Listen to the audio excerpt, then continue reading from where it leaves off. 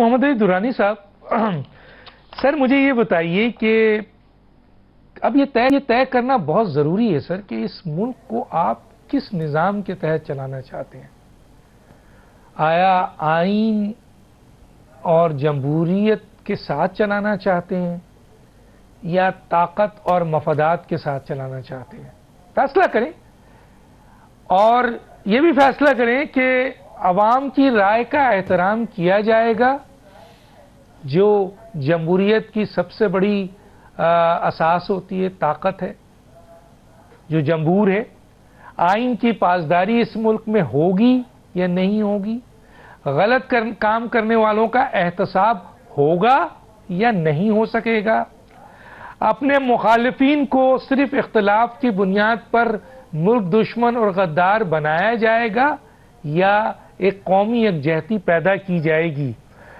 اب یہ بتائیں سر، ہم کس طرح اس ملک کو بہتری کی طرف لے جائیں؟ ڈاکٹر صاحب دیکھیں، بات یہ ہے کہ اب آئین 26ویں آئینی ترمیم کے بعد آئین کہاں ہے؟ ٹھیک ہے نا جی، عدلیہ کہاں ہے؟ اس کے بعد جو ہے آئین کی قانون کی بالادستی کہاں ہے اور کیسے ہوگی؟ مطلب اب تو آپ کا پورا عدالتی نظام جو ہے وہ تابع ہو گیا ہے انتظامیہ کے تابع ہونے کے بعد جو ہے باقی تو جو کچھ رہ گیا، جتنا رہا سہا امکان پیدا ہوتا تھا کہ کسی قسم کی کوئی بہتری ہو سکتی ہے، وہ تو سب چیزیں ختم ہو گئی۔ دوسری طرف یہ ہے کہ حکمران جو ہے عوام کا حق کے اقتدار وہ کہاں چلا گیا؟ وہ تو 47 کے نیچے آ گیا۔ مطلب کون سا اقتدار عوام کا، کون سا عوام کا اختیار حکمرانوں کو چننے کا؟ ایک تو حکمران ہے، جب وہ جھوٹے چن کے آتے ہیں تو وہ جھوٹ کے علاوہ کچھ بولتے نہیں۔ ابھی دانیال صاحب نے سارے سچ اور جھوٹ جو ہے ایک لمبے، اور یہ میں آپ کو بتاؤں یہ وہ کھیل نہیں ہے جو آج شروع ہوا ہے، یہ چلا آ رہا ہے، ٹھیک ہے نا جی۔ اور 18 میں بھی اسی طرح ہوا تھا، ہمیں پتہ ہے، اور 24 میں پھر اس سے بھی زیادہ ہو گیا۔ اب چلیں پھر مزید عوام تھوڑے سے کھڑے ہو گئے، عوام نے اپنا حق استعمال کیا، لیکن آپ نے عوام کو حق تو نہیں دیا، یہ بھی اب ایک حقیقت ہے۔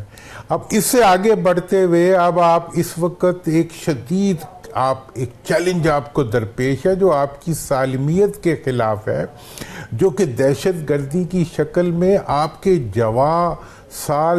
جوانوں کو کھاتا جا رہا ہے، اور وہ اس کے اندر جو ہے وہ مطلب وہ اس طرح کی قربانیاں دے رہے ہیں۔ یہ زاہد صاحب بیٹھے ہیں، ان کے اپنے خاندان نے کتنی قربانیاں دی ہیں اس دہشت گردی کے خلاف، ان کے پورے علاقے نے کتنی قربانیاں دی ہیں اس دہشت گردی کے خلاف۔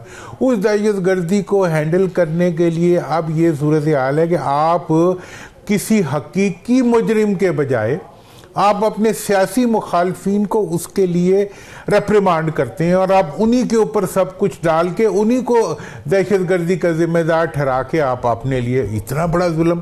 وہ دانیال کی بات ٹھیک ہے کہ جھوٹ پہ جھوٹ پہ جھوٹ پہ جھوٹ، مطلب یہ ہے کہ کہیں بھی کوئی حقیقی چیز جو ہے نہ ہم عوام کو بتانے کے لیے تیار ہیں اور نہ ہم کرنے کے لیے تیار ہیں۔ لہٰذا ایسی صورتحال میں ایک تو کام ہے جو ہم روز کرتے ہیں، صبح اٹھ کے دعا مانگتے ہیں کہ اللہ تعالیٰ وہ کر دے جو یہ نہیں کرنا چاہتے، ہاں۔